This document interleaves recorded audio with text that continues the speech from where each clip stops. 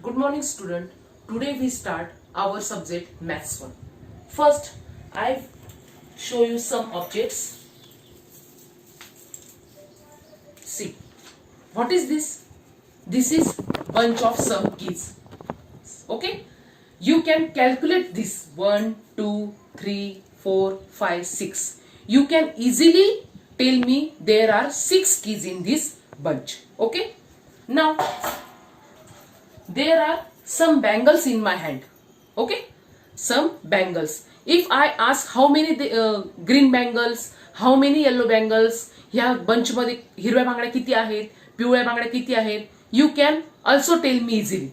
Okay, now if I will ask you how many student in your 9th class, you also tell me this easily. का तुमच्या वर्गामध्ये किती मुलं आहेत हे सुद्धा तुम्ही मला इझिली सांगू शकता. But if I ask how many clever student in your 9th class, तुमच्या वर्गात किती हुशार मुलं आहेत, you can't do this. If I ask how many heighted student in your class, तुमच्या वर्गातील उंच मुलं किती आहेत हे सुद्धा तुम्ही सांगू शकत नाही. म्हणजेच काही गोष्टी अशा आहेत का त्या आपण अचूकपणे सांगू शकतो. If we can definitely and clearly decide the objects of a given collection, then that collection is called set. Today we start learn about new chapter set. पुन्हा एकदा सांगते का एखाद्या समूहातील जर घटक आपण नेमकेपणाने किंवा अचूकपणाने मोजून सांगू शकत असेल, then this is called set. मग हे सेट लिहिण्याची काही पद्धत आहे. द सेट आपण कसं लिखतो? The set can write using capital letters A, B, C, so on, Z. Set will be written using this letter A, B, C up to Z. The member or the elements of this sets मधले घटक लिहिण्यासाठी मात्र हे capital letter वापरले जातात. हे small letter वापरले जातात. A, B, C.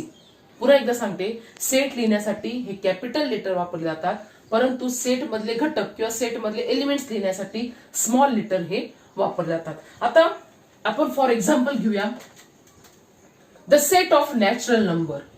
The set of natural number 1, 2, 3, so on. This is the set of natural number. N is capital letter.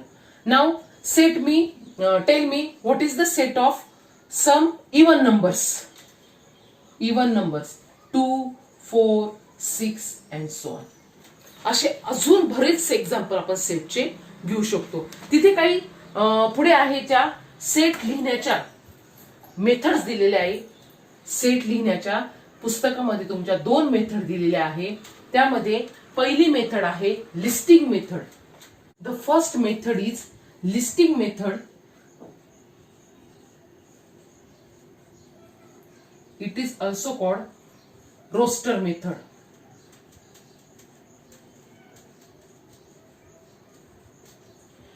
In this method, the elements of the set are written in curly bracket. And each elements is written only one time. There are 2-3 conditions in this method. The first, the elements write in curly bracket and only one times, and the order of elements is not important. The order of these elements म्हणजे याच्यामध्ये क्रमानेच लिहिलं गेलं पाहिजे असं नाही. फक्त जेव्हा आपण एक एलिमेंट लिहितो तेव्हा दुसरा एलिमेंट लिहिण्यापूर्वी त्याचा कोमा वापरला जातो. म्हणजे फॉर एक्झाम्पल सपोज इथे एक्झाम्पल आहे. The set of odd numbers. The set of odd numbers between 1 to 10. 1 to 10. Now student, A is equal to the set of odd numbers. Odd numbers म्हणजे काय? विषम अंक. कोणामधले? 1 ते 10 मधले.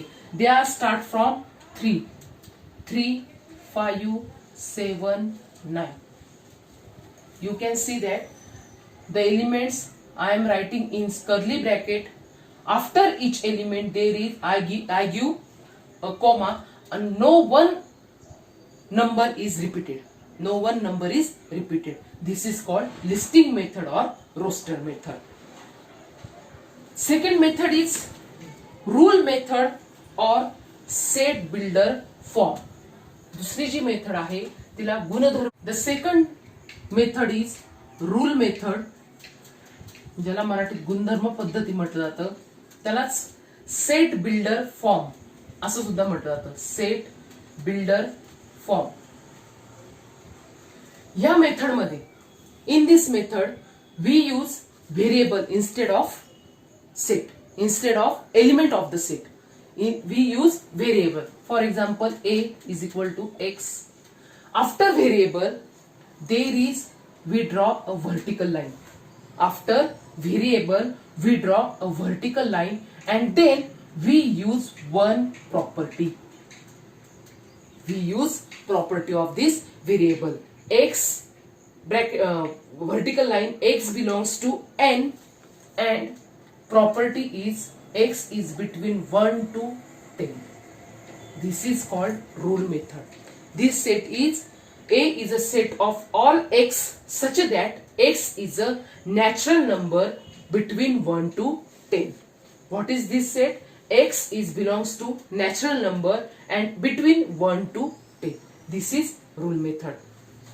म्हणजे या गुणधर्म पद्धतीमध्ये आपण घटकाच्या ऐवजी, संचातील घटकाच्या ऐवजी आपण काय करतो, त्याचं व्हेरिएबल वापरतो, चल वापरतो. ते चल वापरल्यानंतर एक उभी लाईन देतो आणि तो त्याचा एक गुणधर्म जो असतो, गुणधर्म जो असतो तो आपण इथे लिहितो. समजा एखादा घटक, suppose one element is belongs to that set, we can write like this. We can write like this. If this is not belong to that set, then write this. Write this. It is x is belong to n. This is x is not belong to n. This symbol is called belong to. This is not belong to. Okay. Now I will give some example.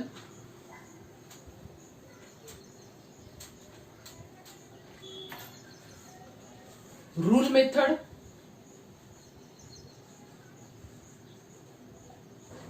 And here listing method.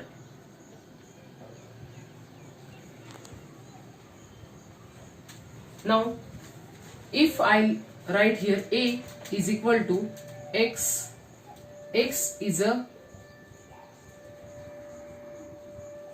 letter of the word division. Using this we can easily write the listing method. A is equal to, what is this? X is a letter of the word division. So A is equal to D, I, V. Here is again I. But the rule, belong to rule, there is no repetition of elements. There is no repetition of elements. Therefore D, I, V, S, O, N. Okay.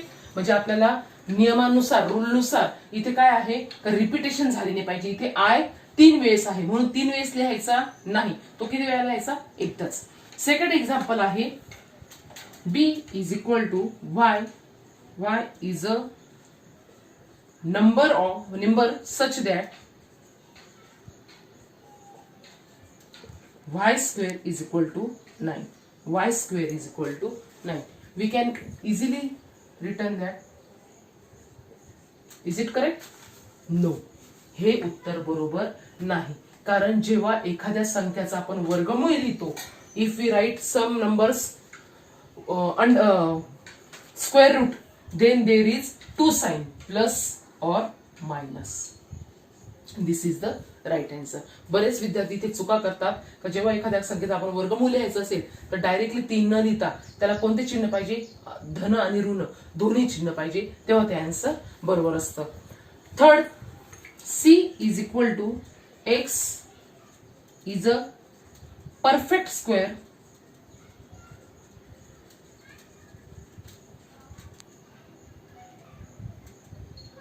number between 1 to 20. म्हणजे x हा असा अंक आहे का तो पूर्ण वर्ग संख्या आहे. कशामधला, 1 ते 20 मधला. 1 ते 20 मध्ये पूर्ण वर्ग संख्या कोणत्या आहेत? 1 4 9 16. 1 4 9 16 ही झाली रूल मेथड आणि ही झाली लिस्टिंग मेथड. जर तुम्ही प्रॉब्लेम सेट 1.1 जर बघितला त्याच्यामध्ये सुद्धा तुम्हाला काही अशा पद्धतीचे एक्झाम्पल हे आढळून येतील. त्याच्यातले आपण काही 1-2 एक्झाम्पल इथे बघूया.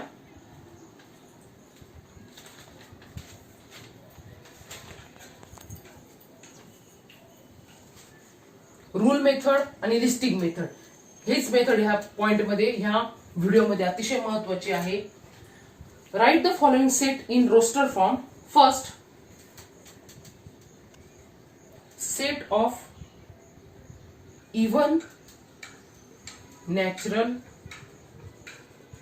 नंबर्स. आता सेट आपल्याला काय लिहायचंय? रोस्टर फॉर्म मध्ये लिहायचं आहे, यादी पद्धतीमध्ये लिहायचं आहे. हा त्यांनी गुणधर्म पद्धत दिलेला आहे. Set of even natural number.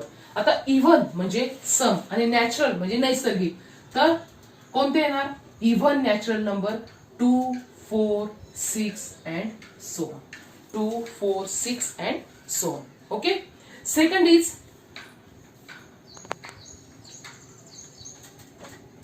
set of even prime number from 1 to 50. 1 ते 50 मधला तुम्हाला इवन प्राइम नंबर लिहायचा आहे. तो फक्त आहे 2. तो फक्त आहे 2. हा झाला तुमचा लिस्टिंग मेथड. ही झाली तुमची रूल मेथड. नंतर सेकंड क्वेश्चन आहे का right the following set using listing method. Using listing method. तर एक्झाम्पल घेऊया आपण. First, all months in the Indian solar year. म्हणजे आपल्या भारतीय वर्षातील महिने. आता तुम्हाला माहिती आहे ते कोणते महिने आहे? जानेवारी, फेब्रुवारी up to December. Up to December. नंतर पुढचं आहे letter in the world compliment. Letter in the world compliment. आता याच्यात सुद्धा आपण कसं लिहिणार? एकदाच रिपीट होणार कोणताही शब्द. COMPLEM. एम परत लिहिणार का? नाही, कारण एम इथे झालेला आहे म्हणून एन इथे लिहिला जाणार नाही. ई सुद्धा झालेला आहे, पुढे राहतो तुमचा एन आणि टी. म्हणजे इथे रिपिटेशन पण झालं नाही. प्रत्येक एलिमेंट्स नंतर आपण कोमा पण दिला आहे आणि पूर्ण सेट हा कशामध्ये लिहिला आहे? कर्ली ब्रॅकेट मध्ये. अजून बरेचसे एक्झाम्पल ह्या प्रॅक्टिस सेट मध्ये आहे, ते तुम्ही इझिली सोडवू शकता. थँक्यू.